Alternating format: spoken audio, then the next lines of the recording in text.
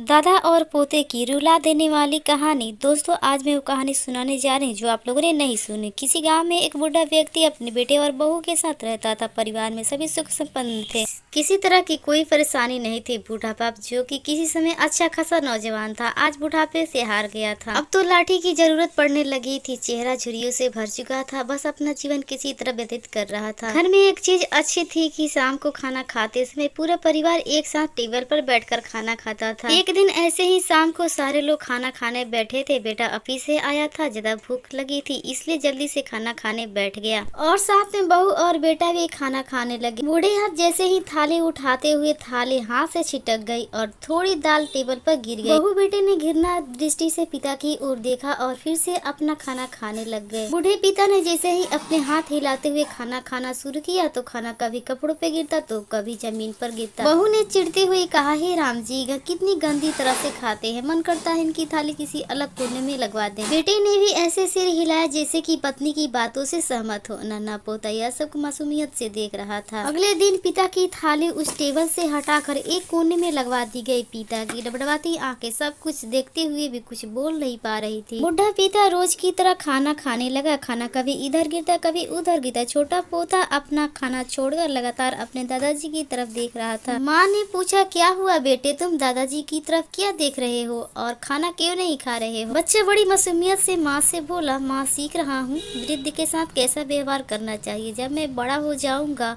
और आप लोग बूढ़े हो जाओगे तभी मैं आपको इसी तरह से एक कोने में खाना खिलाऊंगा। बच्चे के मुंह से ऐसा सुनते हुए बेटे और बहू दोनों कांप उठे। शायद बच्चे की बात उनके मन में बैठ गई, क्योंकि बच्चे ने मासूमियत के साथ एक बहुत बड़ा सबक दोनों को दिया। बेटे ने जल्दी से आगे बढ़कर पिता को उठाया और वापस टेबल पर खाने के लिए बिठाया और बहू भी भागकर पानी का गिलास लेकर आई कि पिताजी को कोई तकलीफ ना हो। तो दोस्तों, माँ बाप दुनिया की सबसे बड़ी पूंजी है। आप समाज में कितनी भी इज्जत कमा ले या कितनी भी धन इकट्ठा कर ले, लेकिन माँ बाप से बड़ा कोई धन नहीं होता। यही इस कहानी की शिक्षा है और मैं आशा करती हूँ आप लोग को कहानी अच्छी लगी है। दोस्तों, कहानी अच्छी लगी तो वीडियो को लाइक और चैनल को सब्सक्राइब करके बेल आइकन को प्रेस जरूर कर लीजिएगा। और भी वीडियो देखने के लिए डिस्क्रिप्शन में लिंक दिया गया है, चेकआउट करके पूरी वीडियो देखिए।